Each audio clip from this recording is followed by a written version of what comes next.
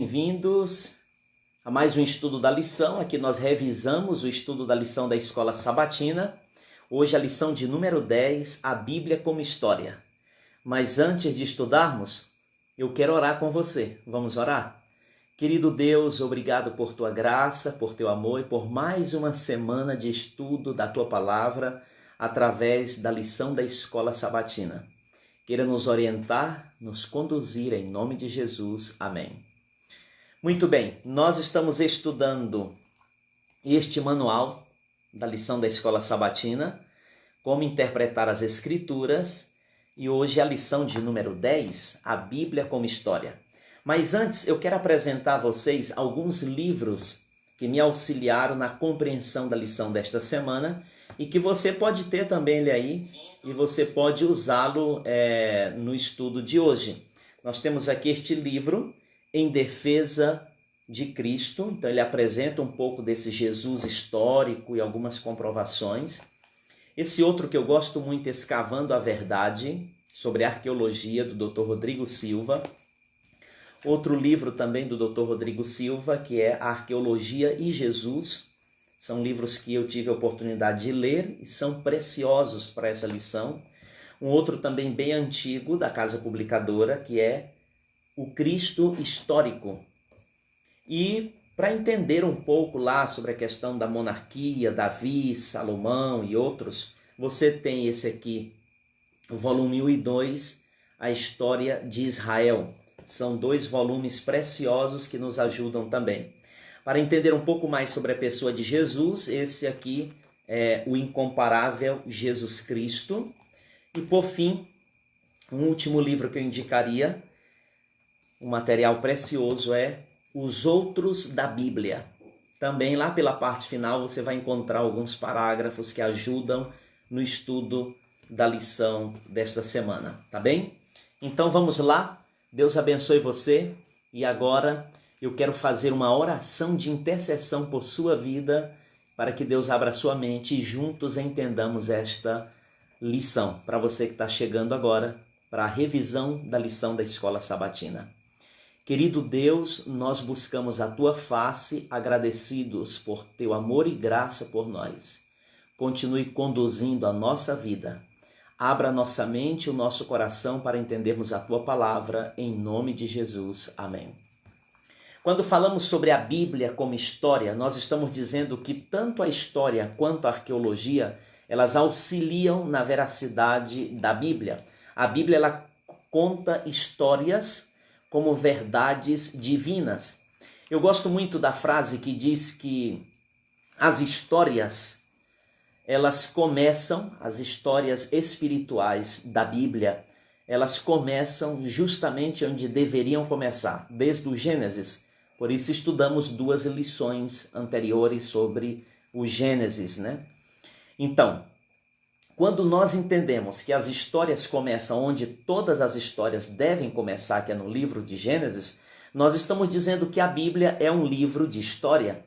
E como um livro de história, ela encanta e conquista muitos corações, porque as pessoas gostam de ouvir histórias. Todo mundo gosta de ouvir história, criança, adulto, idoso. Então a Bíblia também é um livro que conta histórias.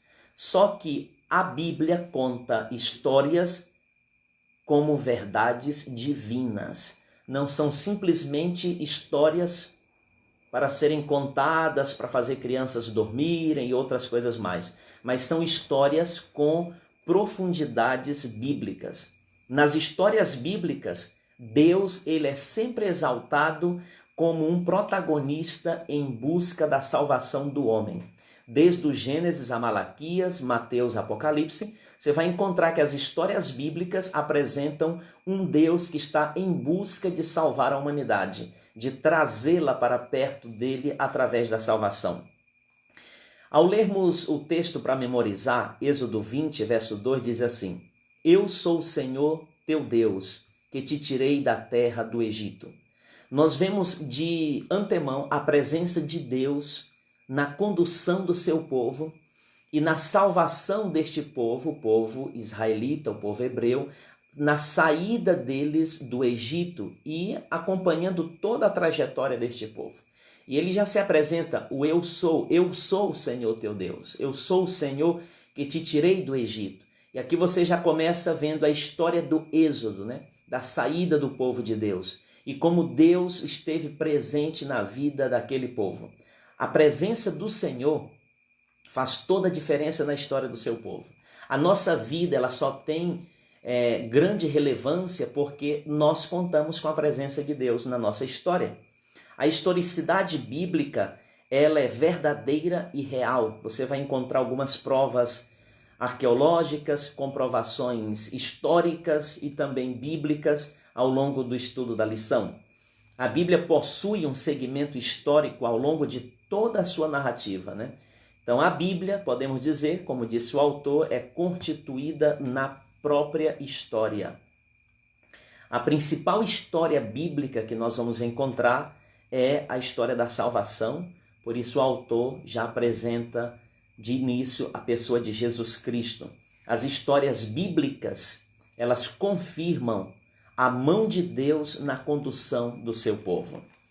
E aí você tem o exemplo de Davi, Salomão e a monarquia, reis que as comprovações históricas, linguísticas e também arqueológicas comprovam o quão verdadeiras são essas histórias de Davi, de Salomão e da monarquia no povo de Israel. Ainda que Saul tenha sido o primeiro rei de Israel, mas foi com Davi e Salomão que aconteceram grandes conquistas na história do povo de Deus, do povo israelita. E você vai ver que esta monarquia davídica, essa monarquia de Salomão também, período do reinado desses dois reis, eles são comprovados pela história. Então a veracidade bíblica de 1 Samuel 17 está muito clara no texto bíblico, né? Através do pequeno Davi ali, diante da sua luta com o grande gigante Golias, o povo de Deus foi vencedor, e isso aconteceu justamente ali no vale conhecido como Vale de Elá. A precisão da localização deste acontecimento bíblico, dessa história bíblica, mostra o quão verdadeira é a história bíblica aqui contada por 1 Samuel 17. Você vai ver aí alguns sítios arqueológicos que, através das suas escavações, mostraram a existência dessa história ao citar o rei de Israel, a casa de Davi, 2 portões e outras coisas mais. Ou seja, a existência da dinastia de Davi ela é tanto bíblica quanto histórica. Agora, nós precisamos ter fé, muita fé e confiança em Deus, para que tenhamos assim segurança de que as histórias bíblicas elas são verdadeiras e que a fundamentação dessas histórias está justamente na palavra de Deus, com um segmento na história e as escavações arqueológicas que apresentaram justamente essas histórias bíblicas que vão mostrando o avanço do povo de Deus debaixo da condução de suas mãos. Tá ok? Já partimos um pouco mais avançando no estudo do Antigo Testamento. Nós vamos ver agora Isaías, Ezequias e Senaqueribe. Esses personagens bíblicos, você vai ver que todos eles estão tão nítidos nas histórias bíblicas que nas escavações ali de Qumran, em 1947, foram encontrados alguns fragmentos de textos, selos que apresentam a existência aí do texto bíblico do profeta Isaías.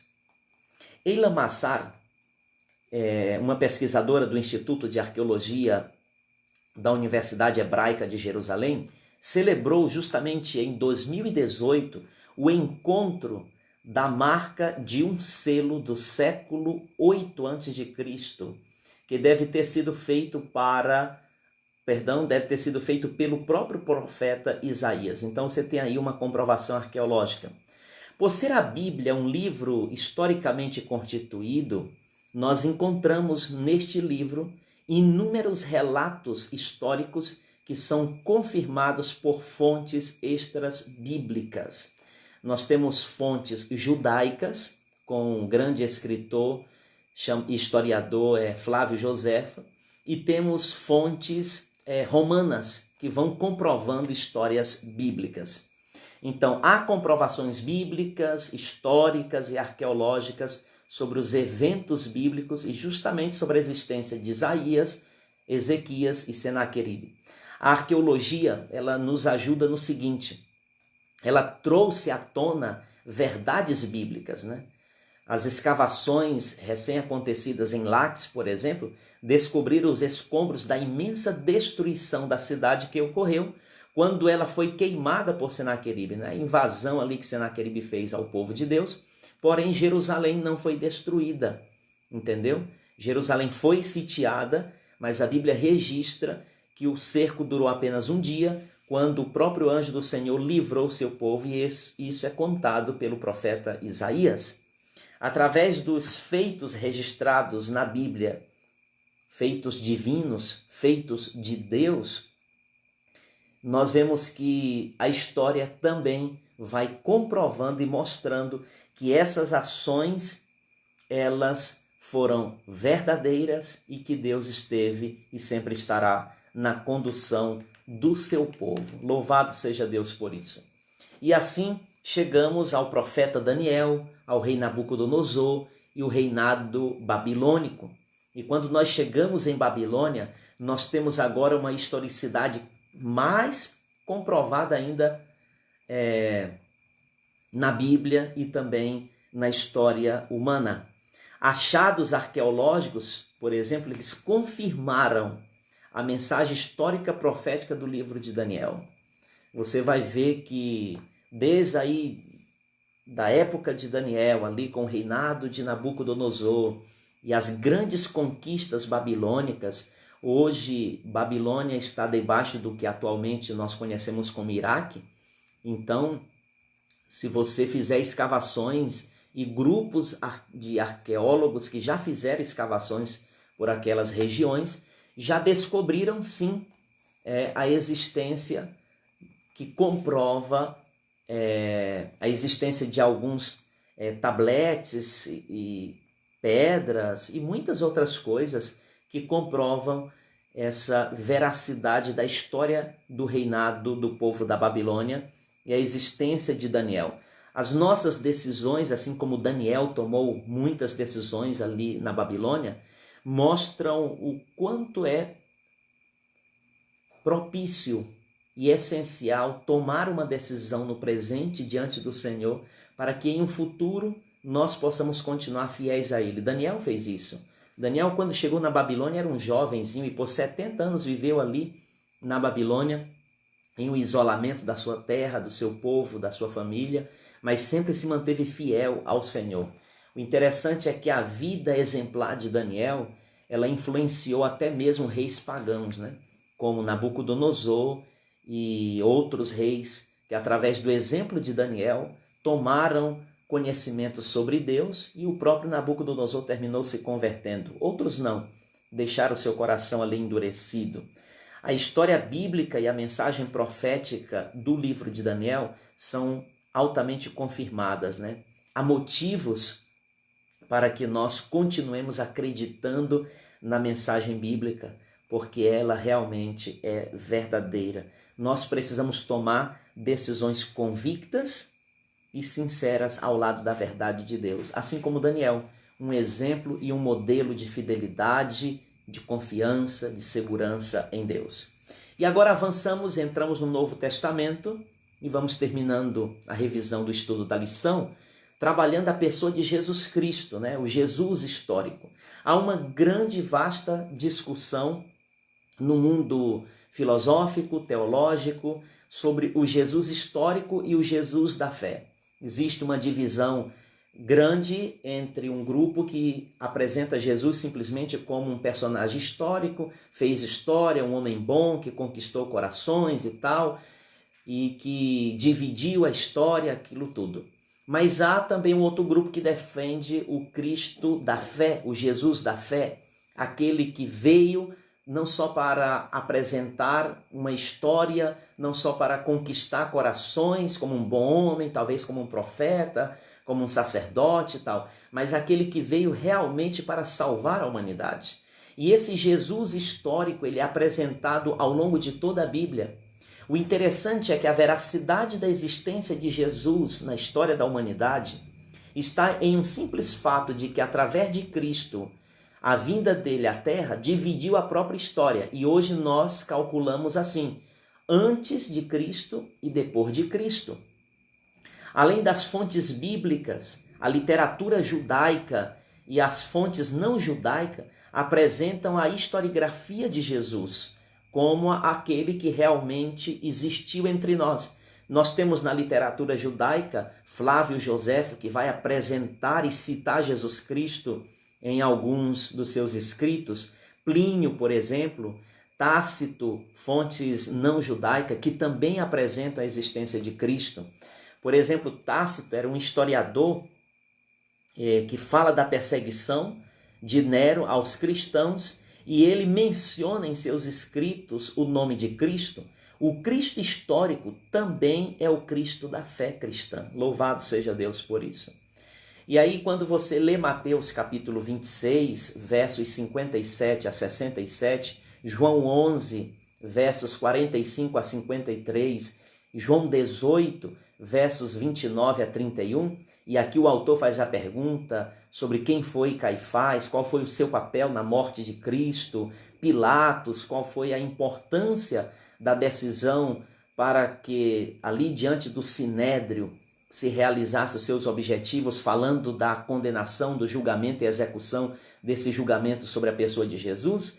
Você vai ver tanto na história quanto na Bíblia que Caifás foi um sumo sacerdote que instigou o Sinédrio, que era o grupo dos homens ali, doutores da lei, os líderes da religiosidade da época. Ele instigou o Sinédrio ao ponto de que Jesus realmente fosse levado ali a julgamento, a execução de Jesus. Já Pilatos era o governador da Judéia e foi ele quem realmente se eximiu de julgar a pessoa de Jesus, deixando Jesus nas mãos dos judeus.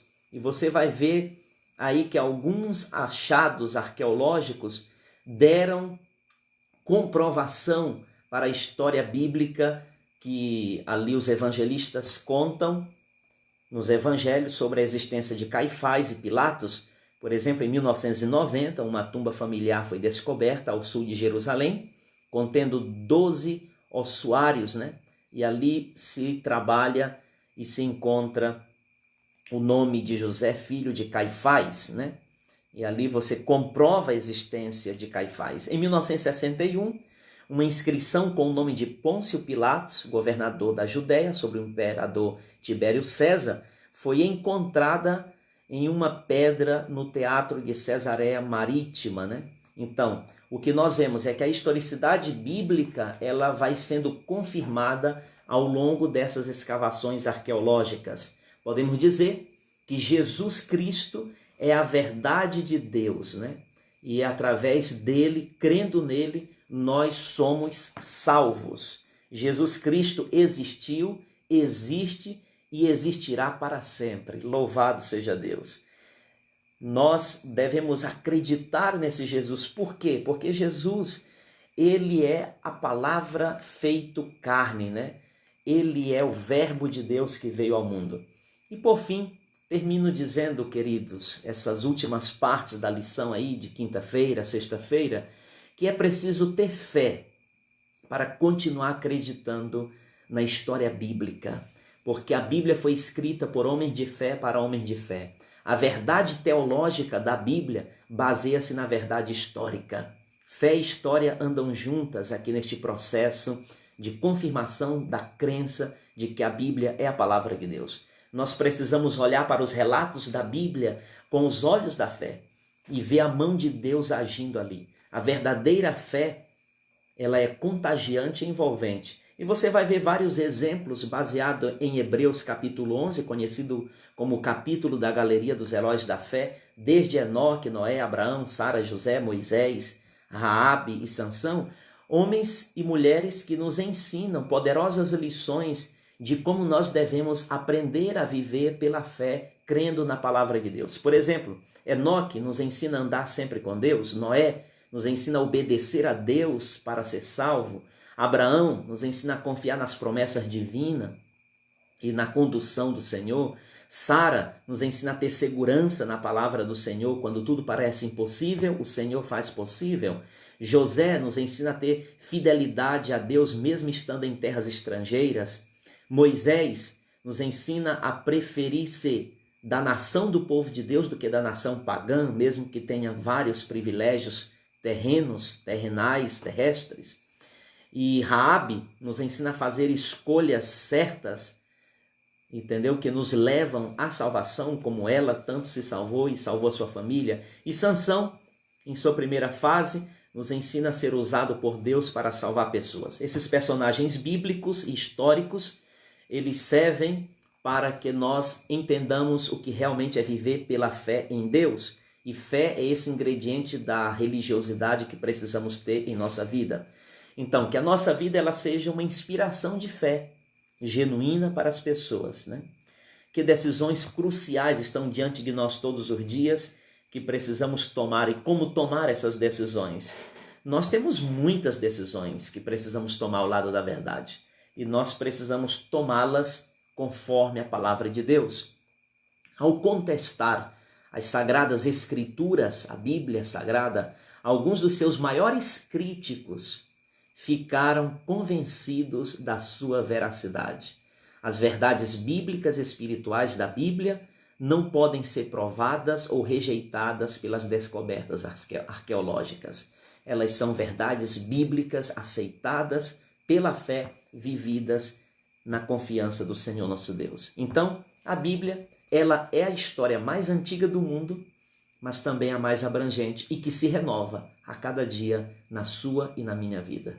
Deus abençoe você. Sigamos acreditando, confiando e anunciando as poderosas histórias da Bíblia, que são histórias que levam-nos a entender o processo e o objetivo da salvação em Cristo Jesus. Deus abençoe você. Eu quero orar com você para a honra e glória do nosso Deus.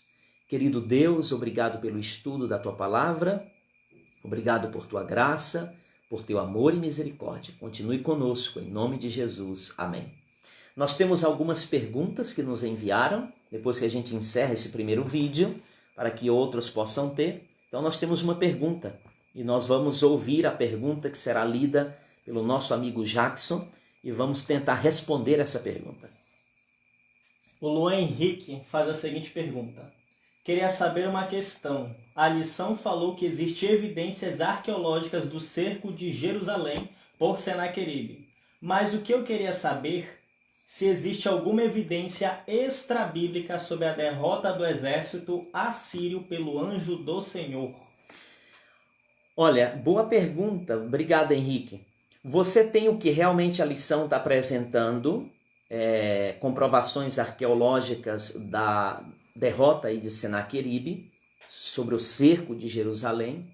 Agora, quando nós falamos sobre a intervenção do anjo do Senhor, dificilmente nós vamos encontrar uma fonte extra-bíblica que venha respaldar isso com profundidade bíblica, porque essa é uma história bíblica. Agora, não significa que nós devemos desacreditar nisso, porque nós temos a Bíblia como a fonte primária das histórias sobre as ações de Deus, entendeu? Mas o simples fato da arqueologia comprovar esse cerco de Jerusalém por Senaqueribe já nos dará a entender que essa é uma história verídica e que realmente nós podemos continuar confiando na palavra de Deus. Talvez lendo um pouco mais sobre Flávio Joséfo, você vai encontrar mais explicações sobre essa situação ou esse relato bíblico do cerco sobre Jerusalém, liderado por Senaqueribe. O Luan Henrique faz uma segunda pergunta. esse Caifás do ossuário é realmente o mesmo da Bíblia? Pelo que eu entendo, muitas pessoas daquele tempo, assim como hoje, tinham o mesmo nome. Outro detalhe, o achado diz José, filho de Caifás. É de José ou de Caifás? Interessante. Você vai ver em alguns desses livros que eu apresentei no início, para as histórias, as escavações, quando nós falamos aí do nome de Caifás e tal, deixa eu ver se eu encontro aqui onde eu separei um parágrafo que apresenta justamente uma explicação sobre este relato, para que vocês tenham aí em mente. Só um minutinho que aí eu leio o parágrafo na sua íntegra e assim a gente tem uma comprovação a mais e você tem a citação para você trabalhar. Deixa eu ver se eu encontro aqui, eu separei essa citação para que juntos, em algum momento, pudéssemos entender.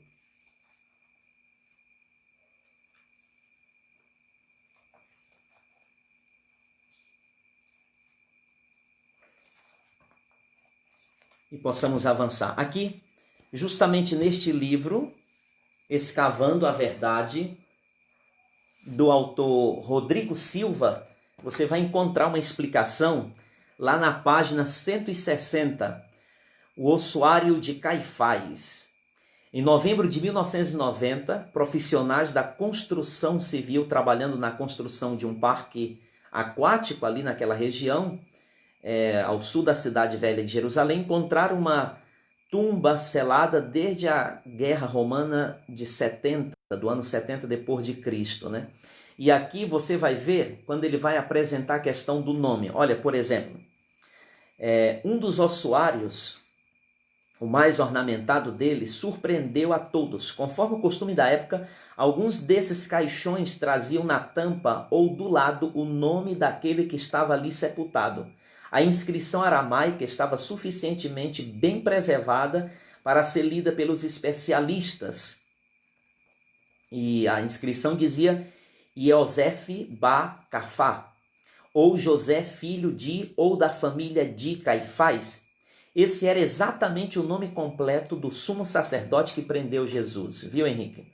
A Bíblia limita-se a chamá-lo de Caifás, mas o restante de seu nome está bem documentado nos escritos de Joséfo, que assim se refere à sua pessoa. Então nós temos aí essa resposta e muito obrigado por sua pergunta. Que Deus continue abençoando e sigamos avançando na compreensão da palavra de Deus. Um grande abraço e até mais. Tchau, tchau.